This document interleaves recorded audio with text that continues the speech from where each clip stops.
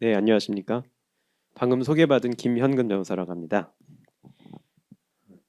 예, 그 중소건설 현장 중대재해 대응 관련 핵심 이슈라는 제목으로 간략히 말씀드리도록 하겠습니다. 그 아시는 것처럼 중대재해처벌법이 이제 확대 적용이 됐고 그에 따른 건설업의 영향이 특히 클 것 같습니다.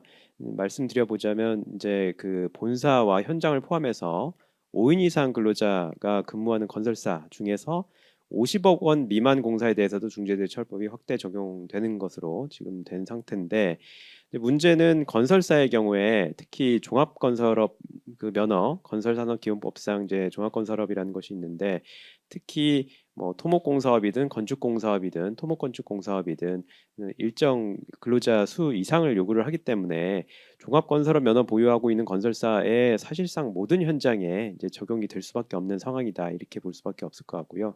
특히나 그 건설업 사망 사고가 전체 산재 사고의 절반을 차지하는 상황에서 그 영향이 그 막대하다고 볼 수밖에 없을 것 같습니다. 그로 인해서 그 걱정도 많이 크실 것으로 보이는데요. 지금 특히 하청 업체, 그러니까 그 소규모 건설 현장을 가지고 있는 하청 업체 입장에서는 물론 이제 대표님의 어떤 처벌이나 이런 부분들도 당연히 고려를 하고 걱정을 하실 텐데 또 한편으로 생각해 보면 이제 원청 입장에서 생각을 해보면은 이제 하청 업체들의 사고가 계속 발생하면은 하청 업체 의 사고로 인해서 본인이 또 문제가 되기 때문에 하청업체에 대한 관리를 굉장히 열심히 해왔고 앞으로는 더 이제 열심히 하려고 하는 분위기가 더 문화가 생성이 될 것으로 보이거든요. 그런 상황이라고 한다면 하청업체 중에 이런 안전 분야에 대한 좀 관심이 소홀한 업체, 준비가 덜 된 업체에 대해서는 영업적인 측면에서도 이 운영상 굉장히 어려움이 있을 수 있다는 부분이 숨겨진 또 논점으로 나올 대두가 될 수가 있을 것 같습니다. 그런 측면에서 이런 소규모 건설 현장, 중소건설 업체의 경우에도 이런 중처법에 대한 대비가 필요하다는 부분에 대해서 말씀을 드리지 않을 수가 없을 것 같습니다. 예. 그래서 그 50억 원 미만 공사 현장에서 어떤 식으로 대비를 할 것인지에 대해서 좀 말씀을 드리겠습니다. 앞서서도 이제 설명을 많이 해주셨는데요.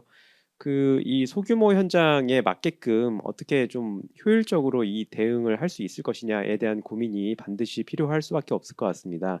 그것에 대한 단서는 이 법에서도 언급되고 있는 내용인데요. 사업장의 특성 및 규모를 고려해서 안전보건 확보 의무를 이행해라 이런 취지의 문구가 있습니다.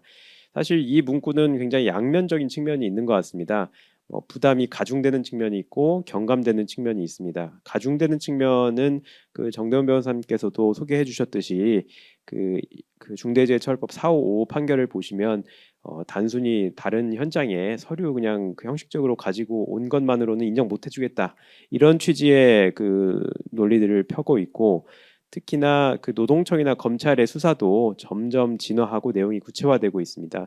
초기에는 뭐 형식적으로나마 뭐 서류를 좀 갖춰놨으면은 최초에 뭐 불기소된 사례들도 있고 했었는데 근데 점점 형식적인 것으로는 거의 인정해주지 않는 분위기가 요즘에는 특히 되는 것 같고요. 앞으로 이제 50인 미만, 50억 미만의 공사 현장에 대해서도 이제 그런 그 경향성이 좀 더 확대가 될 가능성으로 있는 것으로 생각이 듭니다. 그래서 결국에는 이런 사업장의 특성과 규모를 고려해야 된다는 내용이 어떻게 우리 현장의 자료에서 좀 반영을 시킬 거냐 이것에 대한 고민이 반드시 필요할 것으로 보이고요. 그 내용의 일환으로서 뭐 예를 들자면 뭐 다양한 공종이 있다든지 외국인 근로자가 다수 존재한다든지 비상주 업체라서 좀 관리하기 어려운 측면이 있다든지 인력 변동이 빈번하다든지 공사 기간이 촉박하다든지 이런 취지의 해당 현장에 맞는 내용들이 사실 특히 위험성 평가든지 뭐 작업 계획서든지 이런 내용들에 좀 충실히 좀 반영이 돼서 이게 다른 서류를 그냥 베낀 것이 아니라 현장에서의 특별 어떤 논의 끝에 고민 끝에 이런 그 어떤 방향성이 들어갔다는 부분에 대해서 좀 들어갈 필요가 있을 것 같습니다. 지금 소규모 건설사 같은 경우에 가장 궁금하게 생각하실 부분은 아마 이 부담 경감 측면일 것으로 생각이 듭니다. 노동부에서도 이렇게 설명을 하고 있습니다. 이 문구의 의미에 대해서 현장이나 기업마다 인력 및 재정 사정 등이 다르기 때문에 유해 위험 요인을 통제하는 구체적 수단 방법을 일률적으로 정하기가 어렵다. 그렇기 때문에 대형 건설사에 요구되는 어떤 수준을 중소건설사한테 그대로 요구하기는 어려운 측면이 분명히 있을 거라고 생각이 들거든요. 예, 그래서 그럼에도 불구하고 좀 안타까운 부분은 어쨌든 법 자체가 이제 그 예를 들면 9가지 항목이 시행령상에 들어가 있는데 그 항목에 대해서 뭐 특별히 50인 미만, 50억 미만의 그 공사에 대해서 특별히 뭐 제외를 한다거나 뭐 이렇게 규정하고 있지는 않기 때문에 어떤 식으로든지 모든 항목을 해야 되기는 할 거고요. 대신에 현실적으로 그거를 어떻게 효율적으로 이행을 할 것이냐, 빠뜨리지 않고 할 것이냐 하는 고민이 반드시 필요할 것 같습니다. 그래서 그 이런 항목들을 중조법 시행령상 항목들을 이제 좀 이거를 구분을 해서 좀 순서 내지 강약 조절을 해서 어떤 식으로든 준비를 하는 방향이 이제 중요할 것 같고요. 크게는 이제 세 가지로 이렇게 분류를 할 것 같습니다. 중대재해처벌법이 직접적으로 새롭게 적용되는 항목들이 있을 거고요. 기존의 산업안전보건법에서 이미 이제 적용되었던 사항들이 중처법에도 이제 같이 중복되는 내용이 있기 때문에 만약에 기존의 법대로 산업법의 내용대로만 충실한다면 중처법에서 별도로 할 것까지는 아닌 사항들이 있을 거고 마지막으로 아예 적용이 제외된 항목이 있을 것입니다. 뭐 지금 상황에서는 이제 1번, 2번 항목을 이제 꼼꼼히 보셔야 될 텐데 특히 직접 적용 항목 중에서는 그 밑줄 친 부분에서 안전보건관리 책임자 즉 현장 소장님이죠. 이분들에 대한 뭐 평가 기준을 마련하고 실제로 평가를 하라고 하는 내용 그리고 하도급 업자에 대한 평가 기준 마련해서 평가를 하라고 하는 내용이 주된 좀 내용일 것 같습니다. 산안법 가름해서 할 수 있는 부분 같은 경우에 유해 위험 요인 확인 및 개선 절차 마련인데 이것을 결국에는 중처법에서도 위험성 평가로 가름할 수 있도록 하기 때문에 이게 위험성 평가만 충실히 했다고 하면 이것도 이행한 것으로 볼 수는 있겠는데 근데 위험성 평가라는 것이 좀 실질적으로 한다는 것이 참 현실적인 어려운 부분들이 있어서 그런 어려움에도 불구하고 어떻게 이거를 충실히 이행할 거냐 하는 점에 대한 고민이 반드시 필요할 것 같습니다. 이렇게 지금 말씀드린 세 가지 항목을 중심으로 좀 말씀을 드려보려고 하는데요. 특히 이 세 가지 항목의 경우에는 최근에 이제 기소되고 판결 나고 있는 사례들에서 거의 빠지지 않고 그 들어가는 의무 불이행 항목들입니다. 그렇기 때문에 이 부분에 대해서 좀 볼 필요가 있을 것 같고요. 특히나 이런 항목들, 특히 그 위험성 평가야 어쨌든 형식적으로나마 안 해온 현장들은 특히 건설 현장 같은 경우에 뭐 하기는 하는 것 같습니다. 대신에 이게 형식적일지 아니면 사후 작성일지 뭐 이런 정도의 이제 얼마나 충실하게 되느냐에 대한 차이는 있을지언정 해오긴 한 측면이 분명히 있거든요. 근데 그 현장 소장이든 현장 관리 감독자에 대한 평가 그리고 세 번째 협력업체에 대한 평가 이 부분은 사실은 뭐 한 중견기업 정도 되는 건설사의 경우에도 아예 안 하는 경우가 굉장히 많은 것 같습니다.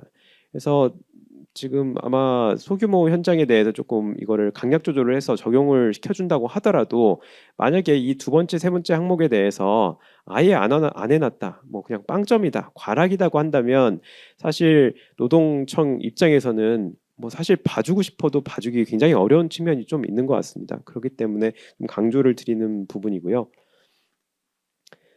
지금 이게 그래서 이제 유해 위험 요인 확인 및 개선에 관한 내용으로 이제 위험성 평가에 관한 내용입니다. 앞서서도 김관우 수석님께서 잘 설명을 해주셨는데 저는 이제 실무진 차원에서 어떤 자료를 좀 활용을 해가지고 이거를 대비할 수 있을 것인지에 대한 샘플을 좀 말씀드리려고 하고요. 그 지금 뭐 인터넷만 찾아봐도 사실은 그 공단이나 그 고용노동부에서 여러 자료들을 좀 배포를 하고 있습니다. 여기 위험성 평가 관련해서는 작년 23년 5월 22일에 한번 개정이 됐었고요. 그 개정을 하면서 새로운 위험성 평가 지침에 따른 그 안내 사항들을 책자로 별도로 배포를 하고 있고 그거에 따른 그 서식 같은 것들도 굉장히 많이 배포를 하고 있는 상태입니다. 특히 그 위험성 평가 개정된 위험성 평가 내용으로서는 이 빨간색으로 표시된 네 가지 항목들을 좀 추가가 된 부분이다. 뭐 기존에도 내용 실질적으로는 이렇게 하도록 요구했었는데 명문화는 안 됐었던 내용이거든요. 근데 첫 번째가 유해 위험 요인 파악할 때 순회 점검 방식을 반드시 포함하도록 하도록 하는 내용, 그리고 사전 준비 단계를 포함해서 모든 단계의 위험성 평가 절차에 근로자를 참여하도록 하는 내용, 그리고 위험성 평가 내용을 TBM에서 반드시 전파하도록 하는 내용, 그리고 아차 사고도 향후에 위험성 평가 대상에 포함시켜서 관리하도록 하는 내용, 이게 크게 네 가지가 있고요.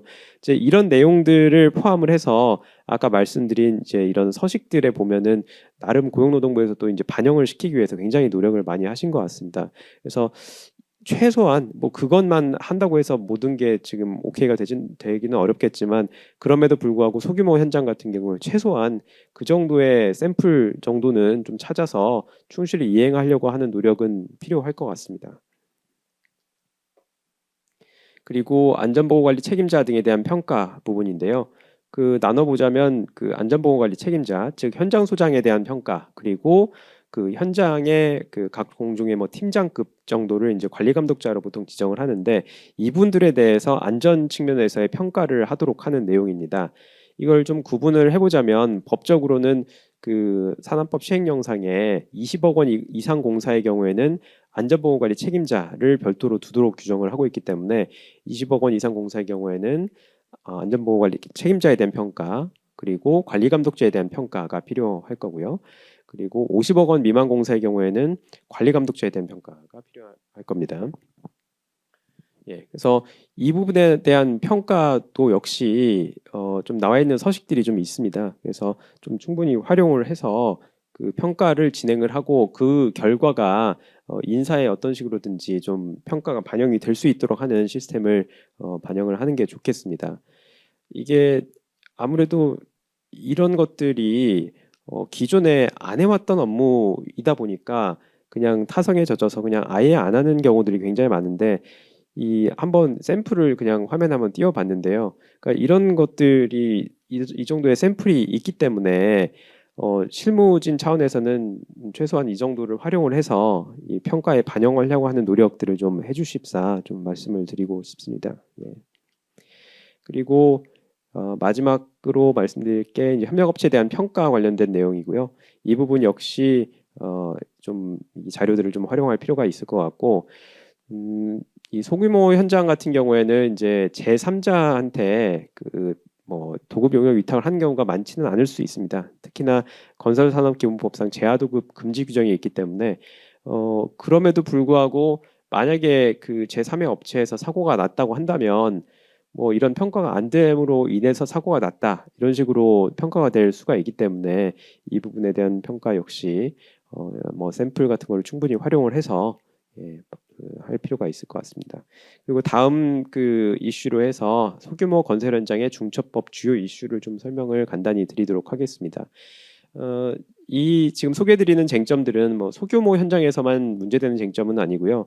대신에 소규모 현장에서는 아무래도 이 산안법이나 중처법에 대한 어떤 그 심도 있는 고민이나 이런 부분들이 없을 수 있고, 그리고 현장 사고 발생 시에 굉장히 그 당황하실 수 있기 때문에 이런 쟁점들을 좀 놓치실 수가 있을 것 같습니다.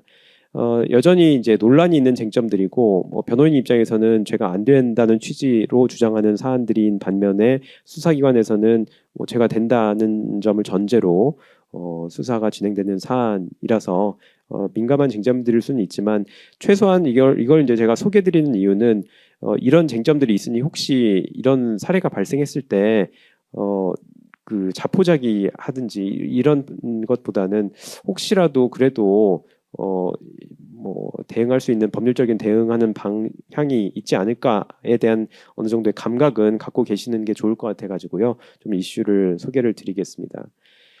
첫 번째 이슈는 건설 장비와 이 운전원을 함께 임차한 경우입니다.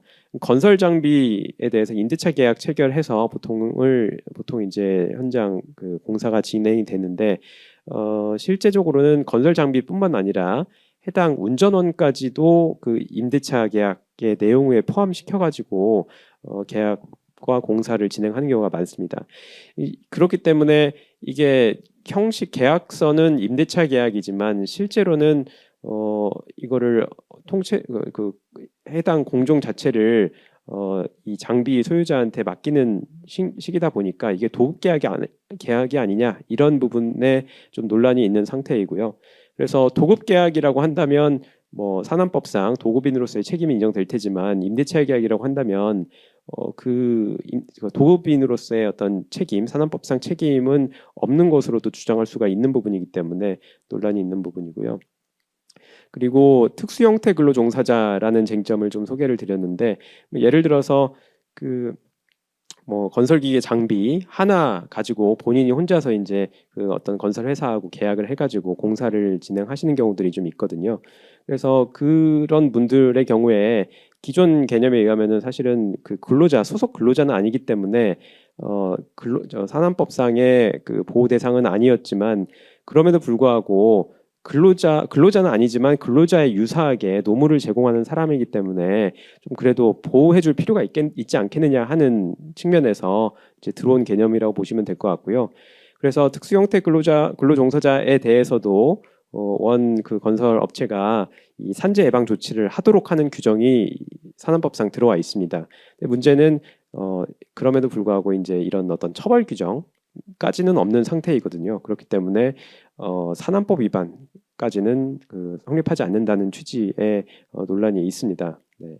그리고 또 하나는 그 장비 사업주이지만 형식적으로는 본인을 근로자로 해두고 본인의 배우자를 대표자로 둔다든지 뭐 이런 경우들이 좀 있습니다.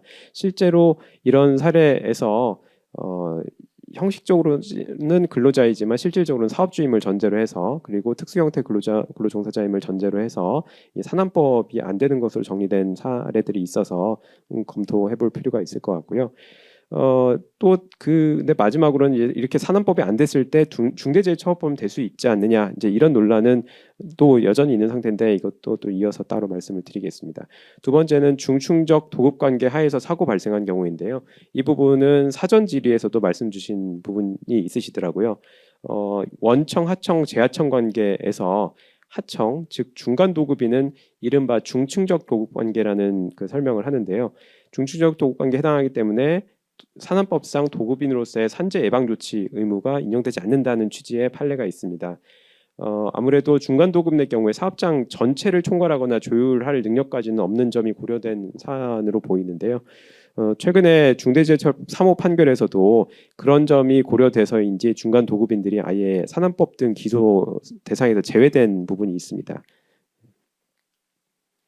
예, 그리고 이제 소속 근로자인지 하청업체 근로자인지 불분명한 경우가 있는데요. 도급인은 이제 수급인 근로자에 대해서는 간접적인 관리 책임이 있다고 보는데요. 특히나 보호구 착용 지시 등 직접적인 조치는 제외하도록 원청인 도급인의 어떤 의무 대상에서 제외하도록 상환법상에 규정이 돼 있거든요. 그런 반면에 그 직접 소속 근로자에 대해서는 직접적 안전조치 의무를 규정하고 있기 때문에 약간의 그 내용이 다릅니다. 그럼에도 불구하고 현장에서는 직속인지 하청업체 소속 근로자인지가 간혹 이제 문제되는 경우가 있는데 이 부분을 명확히 할 필요가 있다는 부분을 좀 말씀을 드리고요.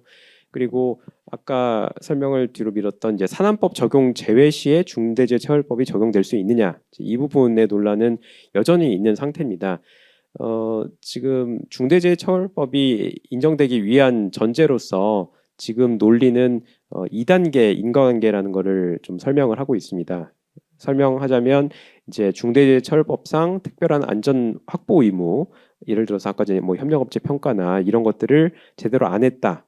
그로 인해서 사단법상의 안전조치 의무를 안 했다. 그게 이제 1단계의 인과관계이고 그리고 2단계의 인과관계는 그런 사단법상 안전조치 의무를 안 했기 때문에 사고가 발생했다. 이제 이렇게 그 구성이 되는 거거든요.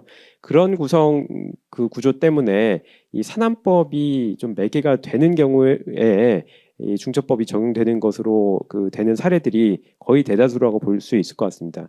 이제 산안법이 이렇게 매개되지 않은 일반 중처법 위반은 성립할 수 있겠느냐에 대한 쟁점은 여전히 문제가 되고 있는 사안이고, 저희 변호인 입장에서는 이게 어렵다는 취지이지만 현재 수사기관은 일단은 대상은 될 수 있다는 걸 전제로 수사는 진행하고 있는 상태라고 이해하시면 될 것 같습니다. 마지막 그 건설기계 하자로 인한 재해 발생 시 중대재해 적용 가부만 말씀드리고 마무리하겠습니다. 이게 지금 건설기계 자체의 하자 그리고 그 건설기계 자체의 하자이기 때문에 사실은 임차한 어떤 장비의 문제라서 우리는 빌린 업체, 건설업체일 뿐인데 우리한테 그 산업법이나 중대재해성 책임을 묻는 게 맞느냐에 대한 약간의 이제 억울함이 있을 수 있고요. 현실적으로도 굉장히 많은 사례들이 발생하고 있습니다. 근데 뭐 법적으로는 이제 그런 대응을 당연히 이제 해야 될 건데, 근데 그럼에도 불구하고 이제 사전적으로 이런 어떤 노후 건설 기계가 현장 반입되는 부분에 대해서는 좀 관리가 필요할 것으로 보이고요. 특히나 요즘에는 이제 오래된 장비라고 하더라도 리컨디션 그 장비 그 절차를 통해서 좀 새롭게 정비된 그 장비들에 대해서는 좀 인증되는 어떤 그런 절차도 가지고 있고 그런 그 노후 기계들을 관리하는 업체들도 좀 있거든요. 그래서 그런 업체를 통해서 충분히 관리된 장비들을 현장에 이제 반입될 수 있도록 하는 좀 노력이 필요하겠다. 이런 취지로 말씀드리겠습니다. 예, 이상 마무리하겠습니다.